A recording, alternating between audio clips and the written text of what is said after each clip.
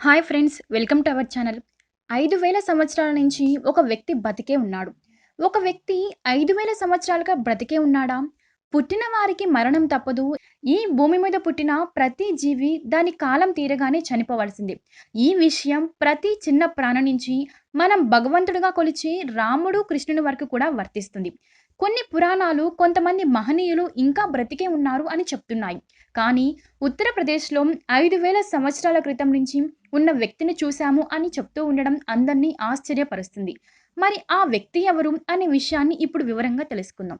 ఉత్తరప్రదేశ్‌లోని అటవీ ప్రాంతంలో ద్వాపర యుగానికి చెందిన ఒక వ్యక్తిని చూశాము అని అక్కడి ప్రజలు కొందరు చెప్తున్నారు. ఆ వ్యక్తి మహాభారత కాలం నాటివాడు. ద్వాపర యుగం ముగిసి ఇప్పటికి 5,000 సంవత్సరాలు అయింది అని మన పురాతన గ్రంథాలు చెప్తున్నాయి. అప్పటి వ్యక్తి ఇప్పటి వరకు బ్రతికి ఉన్నాడా అంటే ఆ వ్యక్తి ఎవరు? ఒక మనిషి మహా అయితే 150 సంవత్సరాలు బ్రతికి ఉండడాన్ని మనం చూసాం.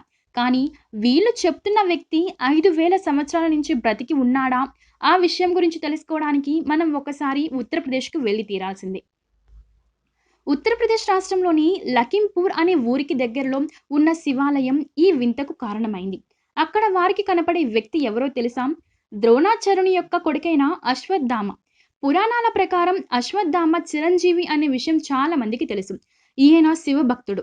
ద్వాపర యుగంలో అశ్వత్థామ శివుని గురించి ఘోర తపస్సు చేసి ఒక వరాన్ని పొందుతాడు. ఆ వరం వల్లనే తాను ఎప్పుడు పిలిస్తే అప్పుడు మాయమైపోయినటువంటి శక్తి లభిస్తుంది. కురుక్షేత్ర యుద్ధంలో ఆఖరి రోజున యుద్ధం ముగిసిపోయాక పాండవులు శిబిరంపై దాడి చేసి కొందరిని చంపేశారు. అక్కడితో ఆగకుండా అర్జునుడిపై బ్రహ్మాస్త్రాన్ని ఉపయోగించాడు. ఆ అస్త్రాన్ని దాడి మళ్లించాలని పెద్దలు చెప్పడంతో పాండవులపై కోపం పెద్దగా పాండవ స్త్రీల గర్భంపై ఆ అస్త్రాన్ని సంధించాడు. ఆ సమయంలోనే శ్రీకృష్ణుడు అక్కడే ఉండడంతో వారిని కాపాడి 6,000 సంవత్సరాల పాటు కురూపిగా జీవించాలి అని అశ్వత్థామను శపించాడు. అప్పటి నుంచి తన రూపం, శరీరం ఎవ్వరికీ చూపించకూడదు అని మాయా రూపంలో తిరుగుతున్నాడు అని మన పురాణాలు చెప్తున్నాయి.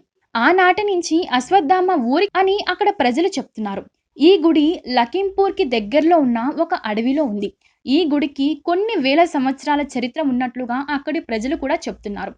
ఆలయంలోని శివలింగానికి ద్రోణాచార్యుల వారే స్వయంగా ప్రతిష్ఠించారు. ద్వాపర యుగంలో అక్కడ ద్రోణాచార్యుడు ఆశ్రమం ఉండేదని, మహాశివ భక్తుడు అయిన ద్రోణాచార్యుడు రోజు ఆ శివలింగానికి పూజలు చేసేవారని చెబుతూ ఉంటారు. ఇక అదే ఆశ్రమంలో అశ్వత్థామ జన్మించారు అని కూడా అంటారు. అశ్వత్థామ స్వతహాగా శివభక్తులు. అందులోనూ తన తండ్రి ప్రతిష్ఠించిన శివలింగం కాబట్టి అశ్వత్థామ రోజు పూజలు చేస్తున్నారు అని అంటారు. ఒకప్పుడు ద్రోణాచార్యుని ఆశ్రమమే అయినా కాలక్రమేణా అది శివాలయంగా మారింది అని అక్కడ ప్రజలు చెప్తున్నారు. అశ్వత్థామని చూశాము అనేవారిని బట్టి రోజు అశ్వత్థామ మాయ రూపంలో ఆ గుడిలోకి, గుడి పక్కనే ఉన్న అడవులలో నుంచి మాయ రూపంలో వచ్చి శివలింగానికి పూజలు చేసి మళ్ళీ అడవిలోకి వెళ్ళి మాయమవుతాడు అని అక్కడ ప్రజలు చెప్తున్నారు. అందుకు సాక్ష్యంగా రోజు ఆ గుడిలో జరిగే వింతలు చూపిస్తున్నారు.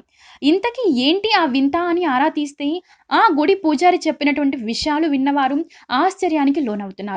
రోజు రాత్రి గుడి మూసే ముందు శివలింగానికి శుభ్రం చేసి పూలమాలలతో అలంకరించి వెళ్ళిపోతాడట. మరుసటి రోజు ఉదయం వచ్చి తాళం తీసి చూస్తే శివలింగం తడిగా ఉండి పువ్వులు చెల్లాచెదురుగా పడి ఉంటాయట. వేసిన తలుపులు వేసినట్లుగానే ఉంటాయి. ఆ గుడికి 2 కిలోమీటర్ల వరకు ఒక్క ఇల్లు కూడా ఉండదు. అలాంటి చోట ఈ సంఘటన ఏంటా అని చాలామంది చెబుతూ ఉంటే ఈ పని కేవలం అశ్వత్థామ వలనే అవుతుంది అని అక్కడ ప్రజల నమ్మకం. నిజంగా అశ్వత్థామ బతికే ఉన్నాడా లేదా అనేది ఒక మిస్టరీ. అయితే గుడిలో ప్రతిరోజు జరిగేది ఈ వింత ఒక మిస్టరీలానే మిగిలిపోయింది. దీనిని ఎప్పటికైనా కనిపెడతారేమో వేచి చూడాల్సింది. సో ఫ్రెండ్స్, చూసారు కదా! ఈ వీడియో గనుక మీకు నచ్చినట్లయితే లైక్ చేయండి, షేర్ చేయండి. ఇలాంటి మరిన్ని మిస్టరీస్ కోసం మా ఛానల్ సబ్స్క్రైబ్ చేయండి.